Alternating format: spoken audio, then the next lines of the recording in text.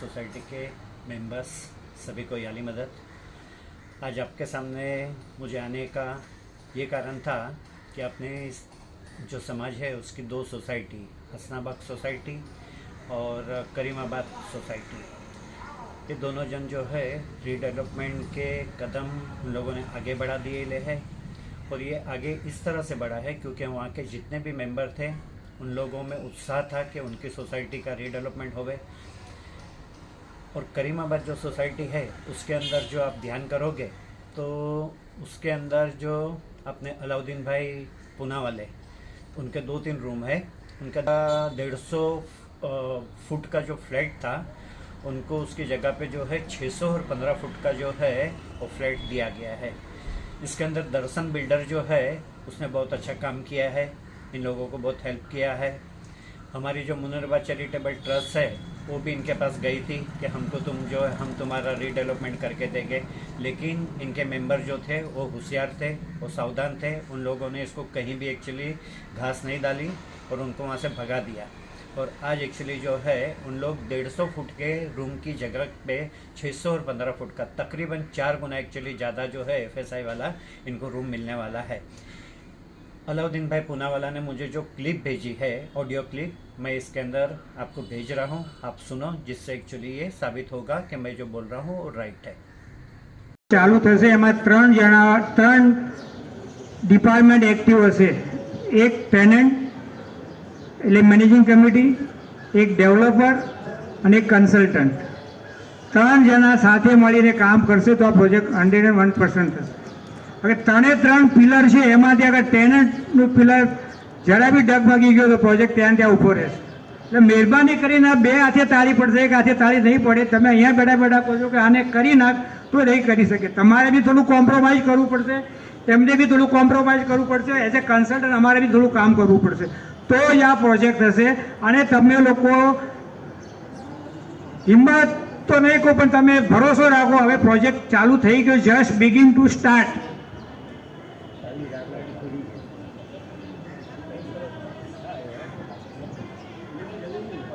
એ તો કમિટીને વિચારવાની હવે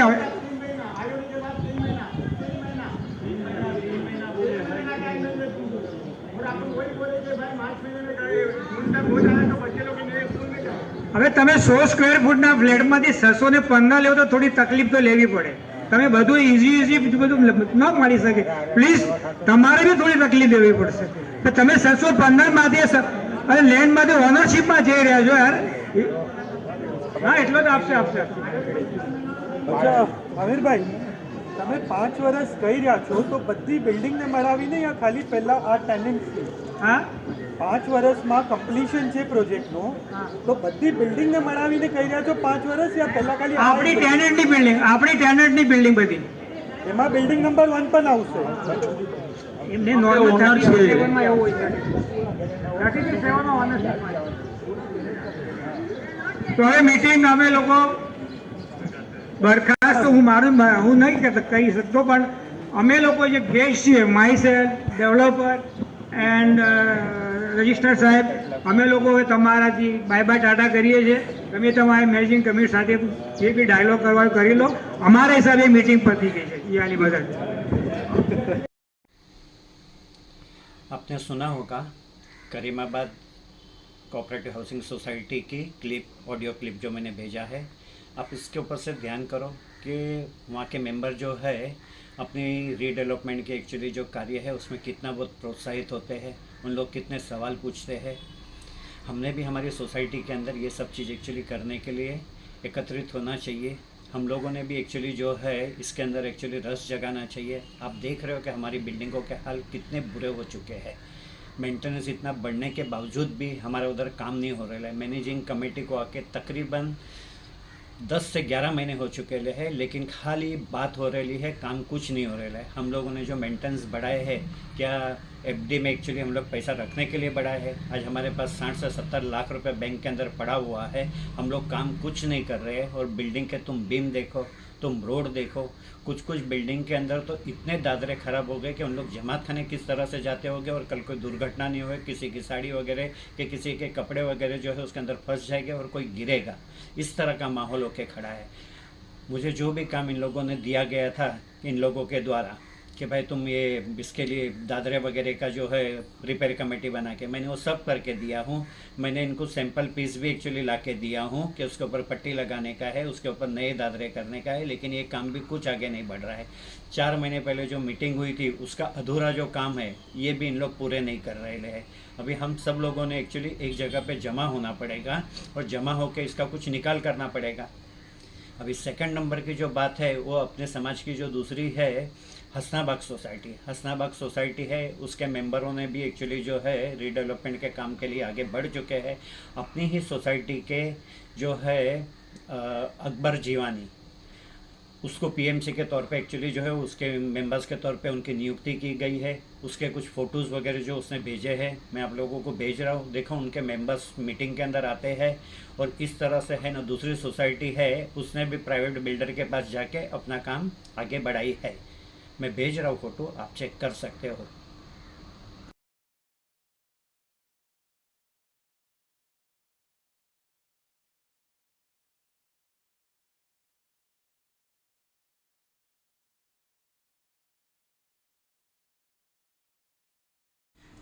हमारे समाज की जो है 2 सोसाइटी करीमाबाद और हसनाबाग की जो बात है ये मैंने आपके सामने रखी। अभी आगे जो है मैं एक तीसरी सोसाइटी है जो हमारे बाजू में अतराफ के अंदर है, विरले पार्ला, उसके अंदर एक सोसाइटी है और उसके अंदर 16 फ्लैट थे। उन लोगों ने खुद ने ही सेल्फ रीडेवलपमेंट करके 19 फ्लैट बनाए और मुंबई की कोई बैंक है उन लोगों से थोड़ी सहायता लेके या लोन लेके उन लोगों ने जो है उनके 360 फुट का जो फ्लैट था उसकी जगह पे उनको 1400 फुट का फ्लैट दिया गया। आप सोचो कि कम से कम जो है 4 गुना ज़्यादा फ्लैट एक्चुअली FSI उनको मिली, 4 गुना एक्चुअली बड़ा फ्लैट उनको दिया गया। ये कब हुआ मालूम है? उन लोगों में यूनिटी थी, उन लोगों में एकता थी और उन लोगों ने सेल्फ रीडेवलपमेंट को पसंद किया। क्योंकि तुम कभी भी कोई बिल्डर के पास जाते हो, कोई ट्रस्ट के पास जाते हो तो सबसे पहले वो अपना पेट एक्चुअली जो है वो भरने का काम करता है। जैसा कि आपने देखे होंगे कि हमारी जो मीटिंग हुई थी सितंबर 30 तारीख को, तो अहमद सुंदरानी जो ट्रस्ट का मेंबर है वो बोल रहा था कि मैं यहाँ 350 से 400 नए फ्लैट बनाऊँगा, 22,000 फुट का मैं जमात खाना बनाऊँगा। अभी आप सोचो ये सभी लूटने की बात नहीं है हमारी जगह को। वो क्यों नहीं हम लोगों को कन्वेंस दे देता है? हम लोगों को कन्वेंस दे देवे, हम लोगों को जो भी बिल्डर के पास जाने का है हम जाएंगे। हम लोग सेल्फ रीडेवलपमेंट हमने करना चाहिए। हम लोगों को सेल्फ रीडेवलपमेंट अगर हम करते हैं तो हमको बहुत से फ़ायदे होते हैं। अभी सेकंड नंबर पे हम लोग अभी जो नंदादीप कोऑपरेटिव हाउसिंग सोसाइटी उसके अंदर प्रवीण दरेकर जो एक्स मिनिस्टर वगैरह भी है महाराष्ट्र गवर्नमेंट के अंदर, उसने भी इस चीज़ को प्रोत्साहित किया है और उसने भी कहा है कि हर एक एक्चुअली जो है सोसाइटी वालों ने आगे आके सेल्फ रीडेवलपमेंट करना चाहिए, जिससे हम लोगों को जो है बहुत ज़्यादा फ़ायदा होता है, बहुत बड़े बड़े फ्लैट मिलते हैं और हम कम खर्चों के अंदर हमारे एक्चुअली जो है फ्यूचर सुधार सकते हैं, हमारे लिए अच्छे से अच्छी एमिनिटीज़ के साथ फ्लैट ले सकते हैं। मैं उसका वीडियो जो है आपको भेज रहा हूँ, आप चेक करो। हम लोगों ने एक्चुअली जो है ऐसे सब वीडियो को देखते हुए हम लोगों ने कुछ इस तरह का एक्चुअली जो है रीडेवलपमेंट से रिलेटेड साहित्य को पढ़ते हुए हमारी सोसाइटी का रीडेवलपमेंट के लिए आगे आना चाहिए। हम लोग अगर आगे आएंगे तो हम लोगों को बड़े से बड़े रूम हम लोग एक्चुअली ले सकेंगे और हमारा भला होगा। कडे न जाता स्वतःच केला पुनर्विकास। मुंबईतील नंददीप सोसायटी ठरते आदर्श। 360 स्क्वेअर फुटांच्या घरातून थेट 1400 स्क्वेअर फुटांच्या घरात तुमची ही इमारत आता पुनर्विकासाच्या उंबरठ्यावर असेल आणि पुनर्विकासासाठी बिल्डरचे उंबरठे झिजवत असाल तर ही बातमी तुमच्यासाठीच आहे। पुनर्विकासासाठी बिल्डरवर अवलंबून न राहता मुंबईच्या विलेपार्ले येथील नंददीप सोसायटीनं स्वतःच पुनर्विकासाचा निर्णय घेतला आणि आज या इमारतीतील रहिवासी 360 स्क्वेअर फुटांच्या घरातून थेट 1400 स्क्वेअर फुटांच्या घरात राहायला गेलेत। मुंबईत सेल्फ रिडेव्हलपमेंटचा प्रयोग यशस्वी झालाय आणि याचं सर्व स्तरातून कौतुक होतंय। नंददीप सोसायटीच्या 16 सदस्यांनी स्वतःच पुढाकार घेत मुंबई जिल्हा बँकेच्या सहकार्यानं 10 मजली इमारत बांधली। यात 21 सदनिका निर्माण करून त्यातील 3 सदनिकांची विक्री केली आणि मिळालेल्या पैशातूनच पुनर्विकासाचा मार्ग मोकळा झाला। नंददीप कोऑपरेटिव्ह हाऊसिंग सोसायटीने आपल्या सोसायटीचा स्वयं पुनर्विकास केला। आणि 360च्या घरात राहणारा नंददीपचा सभासद आज त्या ठिकाणी 1400 स्क्वेअर फीटच्या घरात राहायला जातोय. हाऊसिंग डेव्हलपमेंटला एक मिरॅकल आहे, ही जादू आहे. आणि त्याच्यामुळे मला वाटतं स्वयंपुनर्विकास किती फायद्याचा आहे हे यावरून आपल्या सगळ्यांच्या लक्षात येईल. मुंबईकरांना माझं आपल्या माध्यमातून आव्हान आहे की नंददीपने जी दिशा दाखवली त्या दिशेनं आपण सगळ्यांनी स्वयंपुनर्विकासासाठी पुढे या.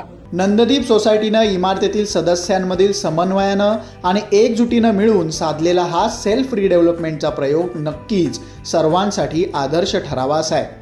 शेवटी स्वतःच्या राहत्या घरासाठी प्रत्येक सोसायटीनं आपल्यातील हेवेदावे विसरून स्वतः पुढाकार घेऊन एकत्र येणं आपल्याच फायद्याचं आहे, नाही का? लास्ट में मुझे मेंबरों से कहना है कि रीडेवलपमेंट और जो रिपेयर कार्य है वो दोनों अलग अलग बाबत है. रीडेवलपमेंट करने के लिए हम लोगों को 1 साल भी जा सकते हैं और 5 साल भी जा सकते हैं, ये कुछ हम लोग बता नहीं सकते हैं. लेकिन जो भी मेंबर्स जो है बड़ा हुआ बराबर टाइम टू टाइम मेंटेनेंस भर रहा है और बेचारा परेशानी झेल रहा है, उसको क्यों परेशानी होनी चाहिए. आज 7-8 साल से जो है जिनके घरों में ऊपर से टेरेस का जो लीकेज का प्रॉब्लम है, अभी 2-3 महीने के बाद वापस से एक्चुअली जो है बारिश चालू हो जाएगी. इनके पास अभी यही टाइम है कि इन लोग ये टाइम के अंदर ये काम को एक्चुअली चालू करना चाहिए. अगर नहीं करेंगे तो टाइम पे एक्चुअली जो है इन लोग पहुंच नहीं पाएंगे. सेक्रेटरी साहब से मेरी रिक्वेस्ट है कि आप ये इस तरह से एक्चुअली ये कछुए की एक्चुअली चाल चलते हुए अगर काम करोगे तो ये कब तुम पूरा काम करोगे.